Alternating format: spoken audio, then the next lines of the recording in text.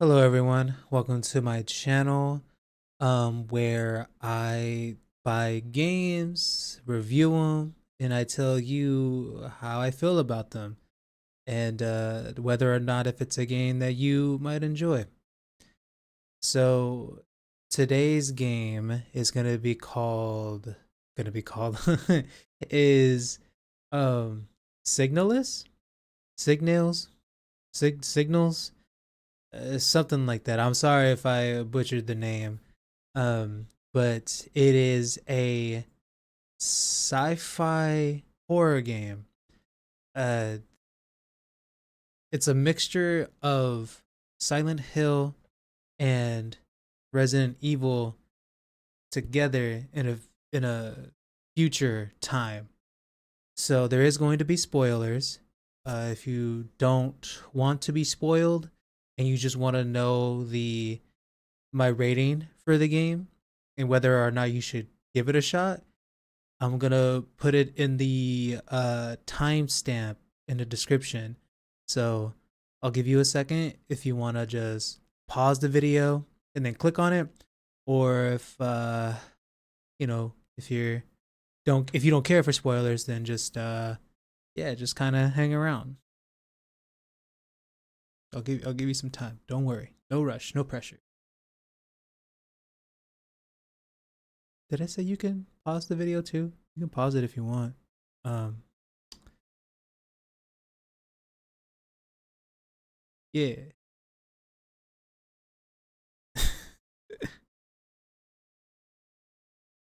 All right. Okay, so this game takes place in the future, like 20XX or something like that. I couldn't really remember the years, but it's in the futuristic time to where it's a lot of the characters have cybernetic enhancements or they're all just androids. So as I mentioned earlier, this game to me is a mixture of Resident Evil and Silent Hill, uh, just combined. You have things like the menu layout. You also have the story is a bit similar in a way to Resident Evil, where there's a virus or some kind of infection that's going around in this space base and your character is looking for their partner. uh so it has a mixture of both of like the stories in there. So there's that.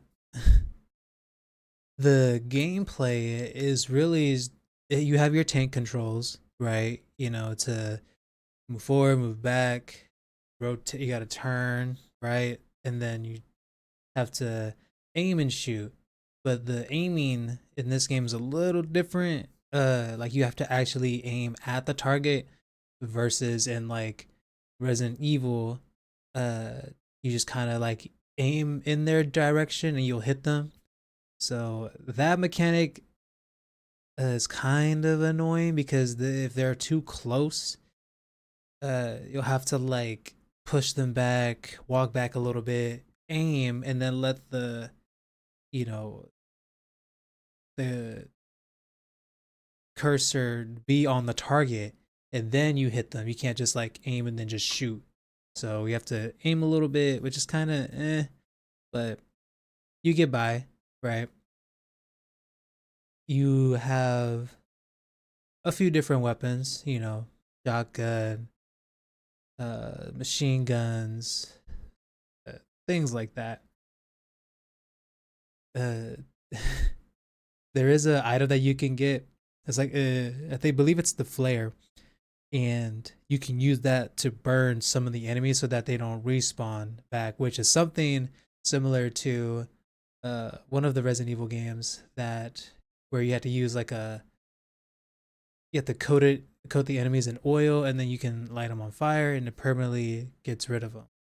Because the enemies in this game can respawn or get back up. So that item is useful later down. So the biggest thing in this game are the puzzles. There are so many puzzles in this game. They're not hard.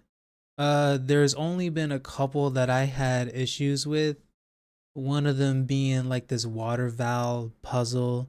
Basically, I have to make tanks A and B water levels like the same, while the C tank has to be empty. It took me a little bit, but we got it done, right?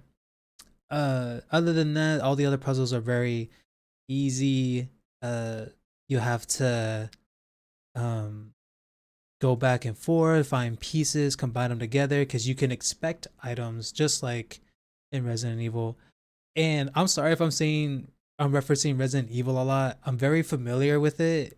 I'm a big Resident Evil fan, so a lot of these references are what I recognize in Resident Evil. So you know, there's a couple of things from Silent Hill, like for example, uh, in the more recent Silent Hill games, where when you save and it just gives you that pitch red like flash. That's one of the save animations for this one.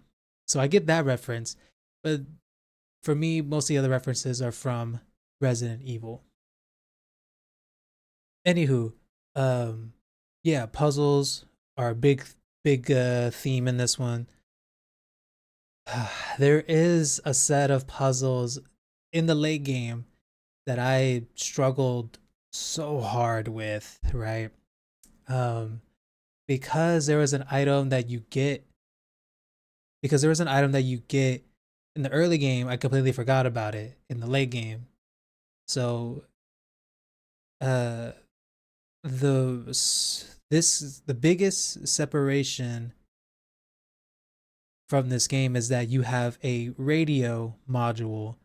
I can't remember if it's like a earpiece or like a cybernetic thing, but you use it to solve puzzles because you tune into certain channels on the radio, and it gives you feedback, right?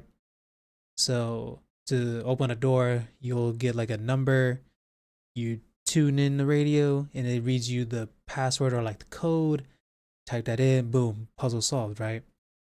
And you have to use that in a few points of the game. You also use it on certain enemies. So if you feel stuck, use that radio module. It'll save you a headache. Trust me.